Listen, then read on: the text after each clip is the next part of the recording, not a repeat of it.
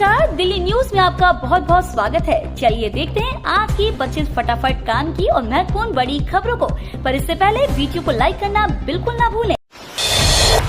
PM Modi एक साथ 10 वंदे भारत को दिखाएंगे हरी झंडी। प्रधानमंत्री नरेंद्र मोदी 15 सितंबर को झारखंड के जमशेदपुर से देश के अलग अलग राज्यों के लिए 10 वंदे भारत ट्रेन को हरी झंडी दिखाएंगे। पीएम मोदी पहली बार एक साथ 10 वंदे भारत ट्रेन को हरी झंडी दिखाएंगे। ये 10 वंदे भारत ट्रेनें देश भर के अलग अलग रेलवे स्टेशन से चलाई जाएंगी। इनमें से जो 10 वंदे भारत ट्रेन 15 सितंबर से चलाई जाएंगी, उनमें से सबसे ज्यादा बिहार से होकर वंदे भारत ट्रेन गुजरेंगी। भारत में मंकीपॉक्स के पहले मामले की पुष्टि। मंकीपॉक्स का संक्रमण अब भारत में भी दस्तक दे चुका है। भारत में मंकीपॉक्स के पहले संदिग्ध रोगी की पहचान की गई थी।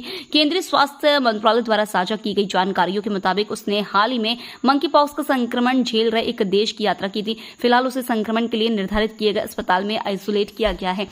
मंकीपॉक्स के खतरे को देखते हुए स्वास्थ्य विशेषज्ञों ने सभी लोगों को सावधानी बरतते रहने की सलाह दी है। विनेश फोगाट का रेलवे से इस्तीफा मंजूर। चुनाव लड़ने पर संशय खत्म। पहलवान विनेश फोगाट के हरियाणा विधानसभा चुनाव लड़ने पर बना संशय देर रात रेलवे की ओर से इस्तीफा मंजूर किए जाने के बाद खत्म हो गया है। रेलवे ने विनेश और पहलवान बजरंग पुनिया का इस्तीफा औपचारिक रूप से स्वीकार कर लिया है। फोगाट को चुनाव लड़ने के लिए रेलवे की तरफ से अनापत्ति प्रमाण पत्र लेना जरूरी था। दरअसल रेलवे नियमों के अनुसार नौकरी छोड़ने के लिए 3 माह पहले नोटिस देना होता है। माना जा रहा था कि रेलवे ने नामांकन प्रक्रिया की आखिरी तारीख 12 सितंबर तक एनओसी नहीं दिया तो विनेश चुनाव नहीं लड़ पाएंगी। विनेश को कांग्रेस ने जुलाना विधानसभा से प्रत्याशी बनाया है।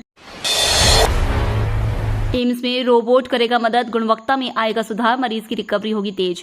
एम्स में जल्द ही रोबोट से किडनी प्रत्यारोपण की सुविधा शुरू होगी। मौजूदा समय में सामान्य तरीके से अंगों का प्रत्यारोपण होता है। रोबोटिक मशीन आने के बाद प्रत्यारोपण की गुणवत्ता में सुधार आएगा, साथ ही मरीज की रिकवरी तेज होने की उम्मीद है। एम्स में अभी दिल, लीवर, किडनी व पैंक्रियास की प्रत्यारोपण होते हैं। इसमें लीवर का प्रत्यारोपण मृत शरीर से मिले अंग से होता है, जबकि किडनी का प्रत्यारोपण मृत व जिंदा व्यक्ति से मिले अंग से हो रहा है। हर साल करीब 180 प्रत्यारोपण हो जाते हैं। गाजियाबाद शहर में रुकेगी बिजली कटौती। विद्युत निगम ने बनाया 40 और 100 वाला खास प्लान। गाजियाबाद में रहने वालों के लिए अच्छी खबर है। गाजियाबाद और ट्रांस हिंडन क्षेत्र में बिजनेस प्लान के तहत विद्युत आपूर्ति सुधारी जाएगी। इसके लिए विद्युत निगम ने टेंडर प्रक्रिया शुरू कर दी है। अगले 20 दिन में काम शुरू करा दिया जाएंगे। 40 से ज्यादा इलाकों में जर्जर बिजली के तार बदले जाएंगे। 100 से ज्यादा छोटे और बड़े ट्रांसफार्मर की क्षमता बढ़ाई जाएगी। यह सभी कार्य बिजनेस प्लान वर्ष 2024-25 के तहत होंगे। अमानतुल्ला खान को 14 दिन की न्यायिक हिरासत बढ़ी। दिल्ली की एक अदालत ने सोमवार को आपके विधायक अमानतुल्ला खान को 14 दिन की न्यायिक हिरासत में भेज दिया है जेल। केंद्रीय जांच एजेंसी ईडी ने ही मनी लॉन्ड्रिंग मामले में अदालत से अमानतुल्ला खान को 14 दिन की न्यायिक हिरासत में भेजने का अनुरोध किया था। ईडी ने विशेष न्यायाधीश राकेश सयाल की अदालत को बताया कि आरोपी से हिरासत में रखकर पूछताछ की जाने की अब और जरूरत नहीं है, उसे न्यायिक हिरासत में भेज दिया जाना चाहिए। ईडी ने अपनी दलील में यह भी कहा कि यदि अमानतुल्ला खान को रिहा कर दिया गया तो वह जांच और गवाहों को प्रभावित कर सकते हैं। आईएसआई और आईएसआईएस रच रहे भारत में ट्रेन पलटने की साजिश, हाई अलर्ट पर सुरक्षा एजेंसियां। कानपुर में अनवरगंज कासगंज रेलवे रूट पर रेलवे ट्रैक पर सिलेंडर रखा गया था। ट्रेन को रोकने की कोशिश की गई, लेकिन ये सिलेंडर से जा टकराई, जिससे तेज आवाज निकली। एक और इस मामले की जांच आईबी को सौंपी गई है। तो वहीं अब इस घटना में पाकिस्तानी खुफिया एजेंसी आईएसआई और आतंकी संगठन आईएसआईएस का नाम भी सामने आ रहा है। इस घटना के बाद से भारत की तमाम सुरक्षा एजेंसियां हाई अलर्ट पर चल रही हैं। भारत अमेरिका ने वैश्विक सेमीकंडक्टर इकोसिस्टम के विकास के लिए मिलाया हाथ। भारत और अमेरिका ने वैश्विक सेमीकंडक्टर इकोसिस्टम के विकास और विविधीकरण के अवसरों का पता लगाने के लिए मिलकर काम करने पर सहमति व्यक्त की है, क्योंकि दोनों देश ये सुनिश्चित करने में महत्वपूर्ण भागीदार हैं कि सेमीकंडक्टर आपूर्ति श्रृंखला वर्तमान में चल रहे डिजिटल परिवर्तन के साथ तालमेल बनाए रखे।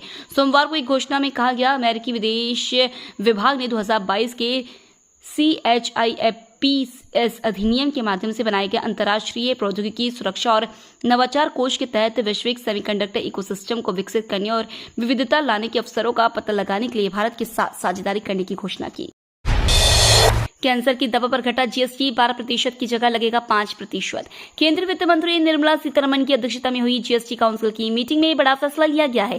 काउंसिल ने कैंसर की दवाओं पर लगे वाले जीएसटी को घटा दिया है। अब कैंसर की दवाओं पर 12% की जगह 5% जीएसटी लगेगा। जीएसटी घटने से कैंसर की दवाओं के दाम घट जाएंगे। इसके अलावा नमकीन पर लगने वाले 18% जीएसटी को घटाकर 12% कर दिया है। दिल्ली में नालों की सफाई में भ्रष्टाचार के आरोपों की जांच करेगी एसीबी, एलजी ने दी मंजूरी। दिल्ली के उपराज्यपाल वीके सक्सेना ने राष्ट्रीय राजधानी के पालम इलाके में नालों की सफाई में कथित भ्रष्टाचार की एसीबी से जांच कराने के आदेश दिए। अब एसीबी लोक निर्माण विभाग के अधिकारियों के खिलाफ भ्रष्टाचार और लगभग 80 करोड़ रुपए के कथित दुरुपयोग के आरोपों की जांच करेगी। आरोप है कि पीडब्ल्यूडी के इंजीनियरों और अधिकारियों की मिलीभगत से टेंडर दरों में बढ़ोतरी, नालों की सफाई में फर्जी बिलिंग का भुगतान किया गया। अनुबंधित कर्मचारियों को स्थायी करने के लिए डीटीसी तैयार नहीं, अब हड़ताल पर बैठेंगे कर्मचारी। दिल्ली के परिवहन विभाग में कार्य करने वाले संविदा कर्मचारी के अस्थायी किए जाने का मामला लंबे समय से चल रहा है, लेकिन परिवहन विभाग इनको स्थायी कर्मचारी बनाने के लिए तैयार नहीं है। वहीं कर्मचारियों ने डीसी में आरटीआई दाखिल कर जवाब मांगा तो विभाग की ओर से यह जानकारी दी गई कि दिल्ली सरकार के पास इसका अधिकार नहीं है। इतना ही नहीं, परिवहन विभाग ने समान कार्य समान वेतन से भी इनकार कर दिया है। ऐसे में सालों से दिल्ली परिवहन विभाग में नौकरी कर रहे कर्मचारियों ने आंदोलन की चेतावनी दी है। दिल्ली में आईएसबीटी से भीड़ होगी कम, 25 मिनट से ज्यादा बस रोकी तो देना पड़ेगा एक्स्ट्रा चार्ज।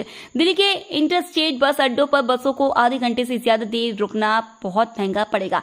एलजी के निर्देश पर दिल्ली सरकार का परिवहन विभाग जल्द ही बस अड्डों की स्टैंड फीस में बढ़ोतरी करने जा रहा है। नियम लागू होने के बाद बस अड्डों के अंदर 25 मिनट से ज्यादा देर रुकने वाली बसों से एक्स्ट्रा चार्ज वसूला जाएगा।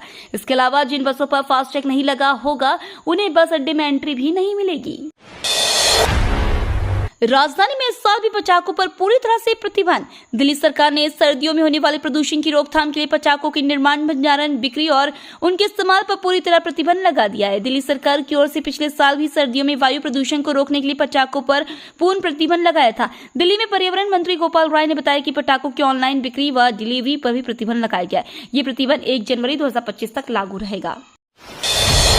दिल्ली में सीबीआई की बड़ी कार्रवाई, डीपीसीसी के सीनियर इंजीनियर को रंगे हाथों रिश्वत लेते पकड़ा। सीबीआई को दिल्ली प्रदूषण नियंत्रण समिति के एक सीनियर पर्यावरण इंजीनियर को रिश्वत मामले में गिरफ्तारी के बाद एक बड़ी सफलता लगी है। सीबीआई ने इंजीनियर के घर से 2,39,00,000 रुपए की नकदी जब्त की है। उसे 91,000 रुपए की रिश्वत लेते हुए पकड़ा गया था। एजेंसी का कहना है कि वरिष्ठ इंजीनियर मोहम्मद आरिफ और रिश्वत लेने वाले किशले शरण सिंह की गिरफ्तारी की औपचारिकताएं चल रही हैं। गृह मंत्री शाह ने बस्तर में नक्सलियों की सफाई के लिए 400 जवान किए तैनात। मार्च 2026 तक नक्सली समस्याओं को जड़ से मिटाने के सरकार के संकल्प को देखते हुए केंद्रीय रिजर्व पुलिस बल ने छत्तीसगढ़ के बस्तर क्षेत्र में निर्णायक लड़ाई छेड़ने की रणनीति बना ली है। इसके तहत 4 बटालियनों यानी करीब 4,000 जवानों को नक्सल हिंसा से सबसे ज्यादा प्रभावित हिस्सों में तैनात किया जा रहा है। आधिकारिक सूत्रों ने बताया कि सीआरपीएफ ने झारखंड से 3 और बिहार से 1 बटालियन को वापस बुलाया है। यह फैसला इन दोनों राज्यों में नक्सली गतिविधियों में अपेक्षाकृत कमी आने के मद्देनजर किया गया। खाड़ी देशों के साथ बैठक में बोले एस जयशंकर, गाजा में स्थिति चिंताजनक, निर्दोष लोगों की रही मौत। विदेश मंत्री एस जयशंकर ने सोमवार को मिडिल ईस्ट में इजराइल और हमास के बीच हो रहे युद्ध को लेकर बयान दिया। भारत खाड़ी सहयोग संगठन के विदेश मंत्रियों की पहली बैठक में उन्होंने गाजा की स्थिति पर चिंता जाहिर की। उन्होंने कहा कि गाजा में जितनी जल्दी हो सके युद्ध रुकना चाहिए। उन्होंने कहा कि गाजा की स्थिति को लेकर भारत का रुख सैद्धांतिक रहा है। गठबंधन की चर्चाओं के बीच आम आदमी पार्टी की पहली सूची जारी। हरियाणा विधानसभा चुनाव में कांग्रेस के साथ गठबंधन की चर्चाओं के बीच आम आदमी पार्टी ने अपनी पहली सूची जारी कर दी है। पहली सूची में 20 नाम है। पार्टी ने कांग्रेस के 11 उम्मीदवारों के सामने अपने प्रत्याशी खड़े कर दिए हैं। रोहतक से विजेंद्र हुड्डा को प्रत्याशी घोषित किया गया। वहीं नारायणगढ़ से गुरपाल सिंह प्रत्याशी होंगे। पार्टी ने कलायत से अनुराग टांडा को उम्मीदवार बनाया है। घरोंडा से जयपाल शर्मा, असम से अमनदीप जुंडला को टिकट दी गई है। समालखा से बिट्टू पहलवान, उचाना कला से पवन फौजी और डबवाली से कुलदीप गधराना को टिकट दिया गया है। हरियाणा में कांग्रेस से गठबंधन पर भड़क उठे आप विधायक, दिल्ली का दिया उदाहरण।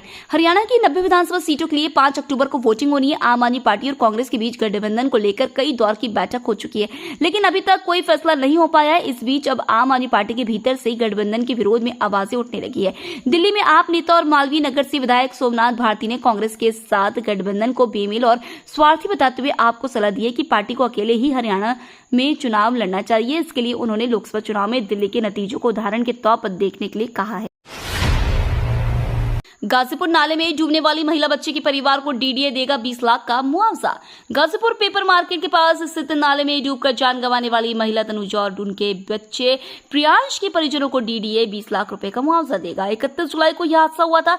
इस मामले की दिल्ली हाईकोर्ट में सुनवाई के दौरान न्यायालय ने बीते हफ्ते 5 सितंबर को डीडीए प्रशासन को पीड़ित के परिजन को 20 लाख रुपए देने का आदेश दिया। इस संबंध में डीडीए ने न्यायालय में अपना जवाब दाखिल किया।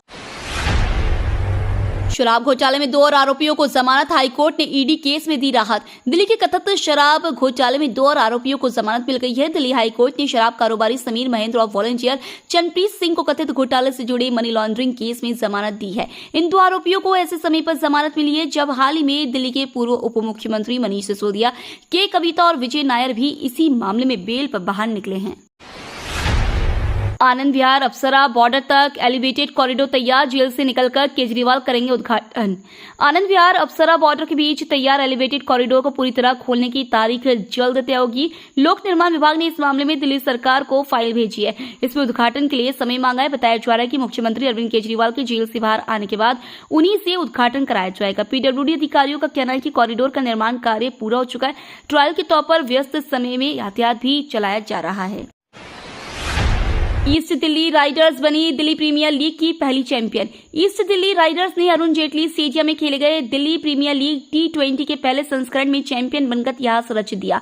ईस्ट दिल्ली की तरफ से मयंक रावत का बल्ला जमकर गरजा, जिन्होंने 7 चौके और 6 छक्कों की मदद से ईस्ट दिल्ली राइडर्स को 5 विकेट के नुकसान पर 183 रन बनाने में मदद की। इसके बाद सिमरजीत सिंह और रौनक वाघेला के 3-3 विकेट ने साउथ दिल्ली सुपरस्टार्स के खिलाफ रोमांचक 3 रन से जीत दिलाई। दिल्ली ट्रैफिक पुलिस ने मोटरसाइकिल से बरामद किए 500 जिंदा कारतूस। दिल्ली ट्रैफिक पुलिस ने नियमित जांच के दौरान कारतूसों से भरे कुछ डिब्बे जब्त किए। अधिकारियों ने बताया कि दिल्ली पुलिस ने पश्चिमी दिल्ली में ट्रैफिक पिकेट पर नियमित जांच के दौरान रोके गए मोटरसाइकिल सवार से करीब 500 कारतूसों से भरे 10 डिब्बे बरामद किए। अधिकारियों ने बताया कि यह जब्ती पश्चिम दिल्ली में उस समय की गई जब पुलिस ने मोटरसाइकिल पर सवार एक व्यक्ति को रोका। एनआईए ने दायर की बेंगलुरु कैफे ब्लास्ट की चार्जशीट। ISIS कट्टरपंथी ने दिया था धमाके को अंजाम। राष्ट्रीय सुरक्षा एजेंसी यानी NIA कर्नाटक के बेंगलुरु में हुए विस्फोट की जांच कर रही है। इसमें एजेंसी ने 4 आरोपियों को खिलाफ चार्जशीट दायर की है। एजेंसी द्वारा पहचाने गए आरोपियों के नाम हैं मुसाविर हुसैन शाजिब, अब्दुल मतीन अहमद ताहा, माज मुनीर अहमद, मुजमिल शरीफ। इन लोगों को IPC UAPA विस्फोटक पदार्थ अधिनियम और सार्वजनिक संपत्ति को क्षति पहुंचाने वाले अधिनियम के तहत आरोप पत्र दायर किया गया। चारों आरोपियों को पहले ही गिरफ्तार किया जा चुका है। किसानों को लेकर मोदी सरकार का बड़ा प्लान, सबकी जानकारी होगी दर्ज। किसानों को हर बार सरकारी योजनाओं का लाभ लेने के लिए दस्तावेजों के रजिस्ट्रेशन और उनके सत्यापन में होने वाली समस्याएं अब बीते दिनों की बात हो जाने वाली है। सरकार इसके लिए अब किसानों को आधार कार्ड की तरह एक स्पेशल कार्ड देने वाली है। कृषि सचिव देवेश चतुर्वेदी ने कहा कि कृषि क्षेत्र को डिजिटल बनाने की दिशा में एक बड़ा कदम उठाते हुए सरकार जल्दी देश भर के किसानों का रजिस्ट्रेशन शुरू करेगी। ये तो थी आज की बड़ी खबरें। रोजाना ऐसी ही सबसे पहले अपडेट पाने के लिए चैनल को सब्सक्राइब करना बिल्कुल ना भूलें। धन्यवाद।